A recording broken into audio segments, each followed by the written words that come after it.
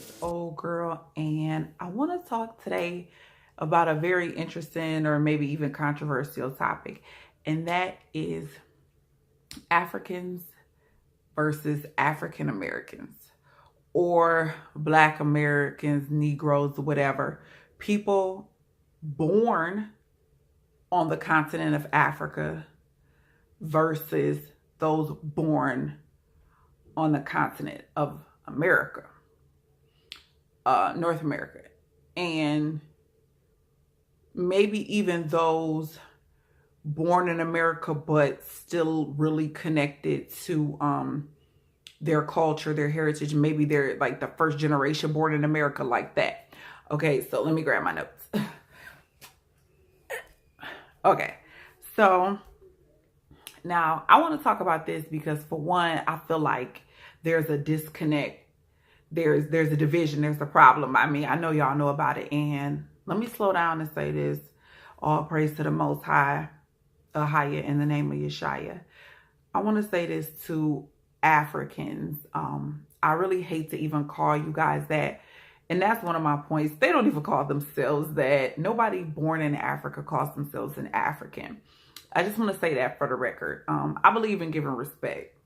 And I also want to say that, to those of you who are born in Africa, no matter what country you're from, I know to those of you who are awake and who can relate to me in this video, I want to apologize to you because it's just sad what's going on between quote unquote Africans and Black Americans. But I don't want to be too long, so let me just dive into it. And I may be all over the place, but whatever. Okay, I feel like in a nutshell, it boiled down to stereotypes. That's the problem, from what I can see, between a quote unquote Black American and an African. Stereotypes. Because how many Black Americans, meaning you was born in Africa, have been to Africa? No disrespect. It's just a very valid question. Because where do you get your perception of Africans from? Now, maybe you live in a very diverse community and there is, like a Africa town, excuse me for lack of a better word, like how we have Mexican town and Chinatown. So maybe you live like in a borough type of area. So you have a lot of different cultures, African cultures in particular, around you. But still, I feel like a lot of people speak on Africans based off other people or based off isolated incidents, because you have to remember, every individual is different. It doesn't matter that you are born in Africa or because you're from Nigeria, you're automatically a scam or con artist, because there's plenty of those in America. Caucasian also. Hello, Bernie Madoff. So I just feel like a lot of it's based on stereotypes, and that's why we have this division, and that's why we can't get along. I feel like a lot of people stereotype Africans. Now, me personally, I feel like I never did. I worked with some, and now that I look back on it, yeah, it wasn't like we was cool. Just looking back on it, I just think they was just there to work like I was. I do remember getting cool with one. And then there was another lady who I talked to a little bit after I left that job. So that was it. That was all my personal encounters with Africans were, until I went to Ghana for a year. And that's why I feel like I have enough experience to even speak on the matter, because I lived amongst Africans, quote unquote, which they consider themselves by their country. Just like I'm from Michigan, so they call us Michiganders. A person from Ghana calls themselves a Ghanaian. They don't call themselves an African. But anyway, I feel like I could speak on it because I lived there for a year and I saw both sides. That's why I'm saying it's all a stereotype. Oh, Africans don't like Black Americans. That's stereotyping. You're speaking for every single African, and you can't do that. I hate stereotypes. You cannot say that. Because some of them will have more love for you than your own people. I know. Because I have friends now that I keep up with almost a year later. It's almost a year since I've been back to America that I still keep in contact with. because we're genuinely friends. Not a whole bunch, but a handful. So I think that's the biggest thing. Like, I could cut the video off here. It's based on stereotypes. For you to say Africans didn't have our back. Well, let me say this. That's a stereotype. Because there's some Africans who do have our backs, who know that we're their brothers and who not looking to just profit from us or for us to buy their merchandise. But let me tell you this. This is something I was thinking about, which brought about this video. Me and my husband talk about it all the time. You got people who will say that the Africans ain't us, they ham. But a Native American Indian is us, or a Mexican or a Latino is us. Now, I ain't trying to get into the Indian and Latino Mexican thing, but I feel like the people from Africa is more so our people, feature-wise. And let me add this. This is my main point I wanted to say about this. If some people from Africa, West Africa, wherever, are Shemitic, they're descendants of Abraham, Isaac, and Jacob, how could they help us? They were destroyed too. They were under the curses. That's like blaming Haitians for not coming together from Haiti and helping us over here in the States. They was destroyed too. They Israel too. That's why they can't help us. The regular average Joe Blow person in Africa don't have no pool. They don't have nothing. They don't got no real money. How they gonna help us? They fit the curse. They under the curses too. That's my point I'm trying to say. So how could they help us? For those of you who feel like they ain't never help us, they ain't our people, they don't run nothing. In the politicians who do, same thing is over here. They look out for their own. They scratch their own people back. I have a saying. This is my saying. Rich people cannot understand the plight of a poor person. How can they? And furthermore, why would they even want to? Do you know the mentality you have to actually care about poor people when you're not poor?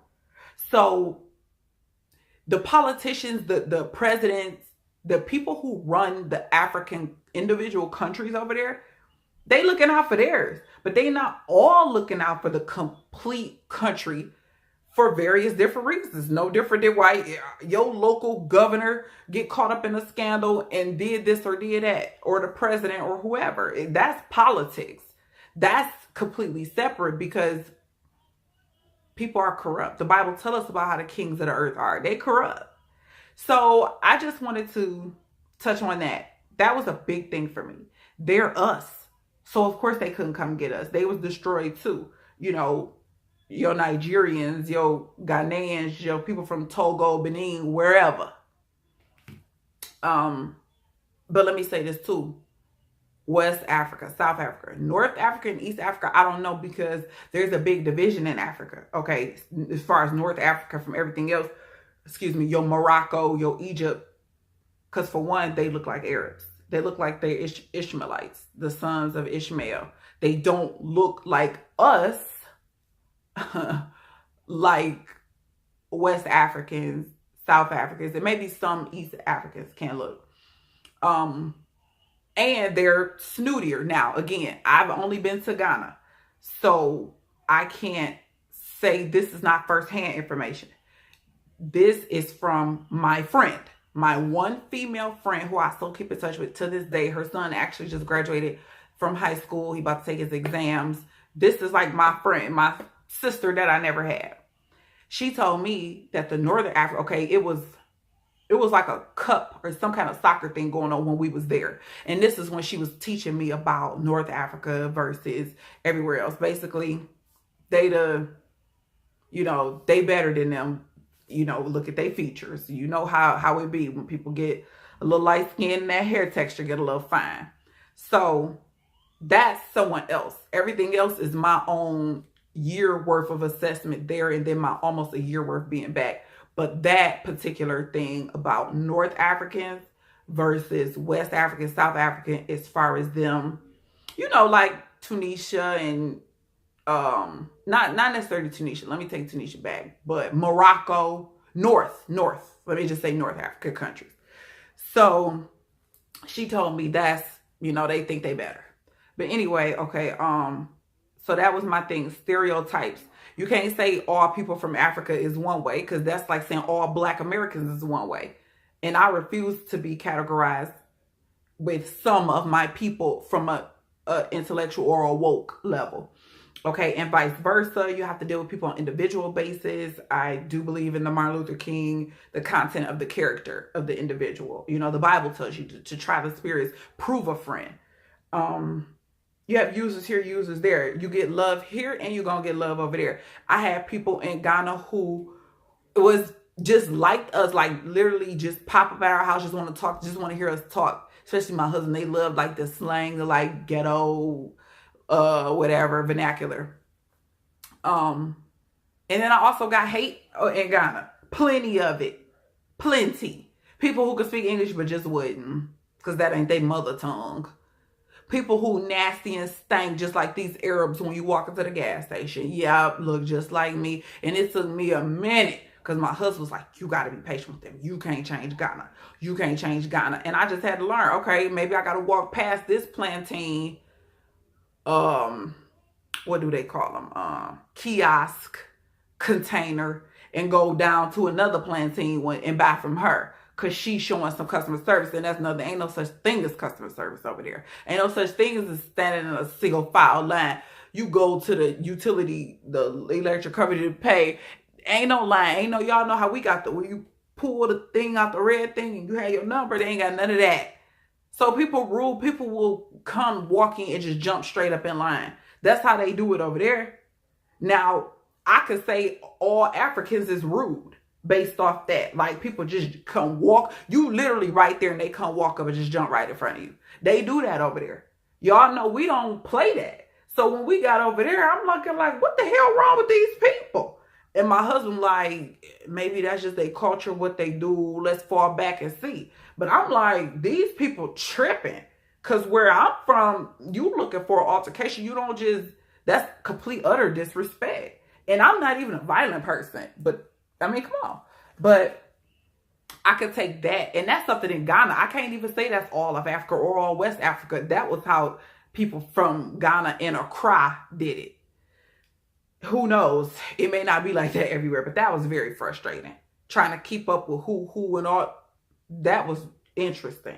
Okay, I said that already. They're not all Ham. Everybody in Africa is not Hamites. Some of them are Shem. Hence why they suffering, why they destroyed. I mean, think about it. If they was unified, they would be together and they would be unified and they would be prosperous. But the fact that they not speaks volumes, because the Bible talk about us being divided. Because the northern African countries seem to be doing okay in respects of the former leadership with Gaddafi before he was killed, Hillary Clinton and them. But without me going too deep into that, my point was about the North African countries kind of being unified with the Islam and how they roll.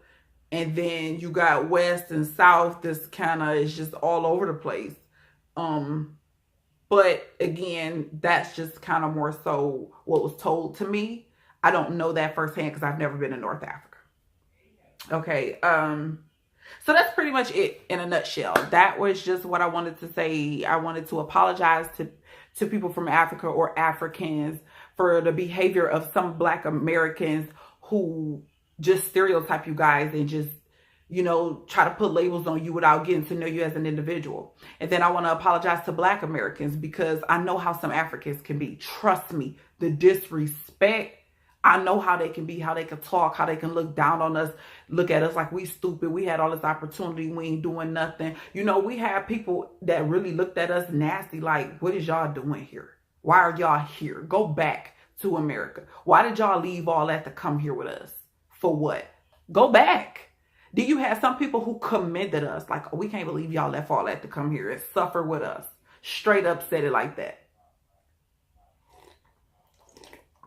So, you get both sides of the coin. Do you get what I'm saying? You could have siblings who believe completely different.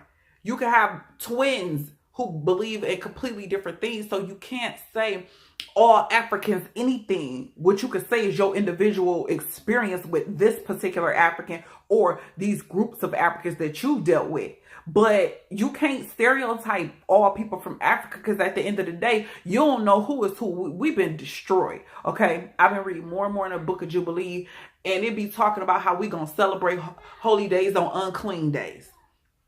How we're not going to know. Nobody knows it all. We know in part. We prophesy in part. So how do you know they ham? They hair just as kinky as ours. They ain't us. But for those of you who would say a Native American Indian, or these people from these South American countries that's completely whitewashed. I can see the ones, okay, like the Puerto Ricans that look like us, the Brazilians that look like us. But I don't get how we could be willing. And I know some of y'all ain't. I know some of y'all like, nah, they ain't Israel, whatever. I'm kind of past that point of saying who is Israel. And that's kind of what I'm trying to pose to you. Like, how you gonna say that these people from Africa are Israel and are not? Like, how do you know these individuals? Like, wasn't we destroyed? We don't have that history and that family genealogy to go back generations and generations and generations. You know, yeah, they destroyed, and so are we. But I just feel like it's time out for all that finger pointing and this and that. We look too much alike, and we all being targeted too much. Like, we supposed to be on the same team to an extent, you know. So I just wanted to say, let's cut the crap and be adults and agree to disagree and keep it moving for the sake of the awakening, for the sake of what's to come anyway, because it's going to come anyway. We might as well get on board now. It's going to come anyway. I wouldn't dare say all people from Ghana, etc. I'd say some look at you like, I don't know, you slavery, what? Whatever. Gone. I don't even really want your money. I'm going to take it, but I'm going to act stinking nasty towards you. And then I had some who would see my kids and just be giving my kids money. And just want to talk to my kids and just want to buy them Miranda, which is pop, like Fanta. You know, want to just buy them Coke and whatever. So, y'all, we got to knock it off. Let's be adults.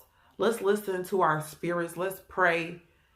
And let's stop stereotyping each other. African American, half of us don't even know nothing past our great grandmas. So let's knock it off. Let's wait. When our Savior come back, he'll say who is who and put everybody where they need to be. But for now, let's grow up. When you got the same enemy, usually you unite.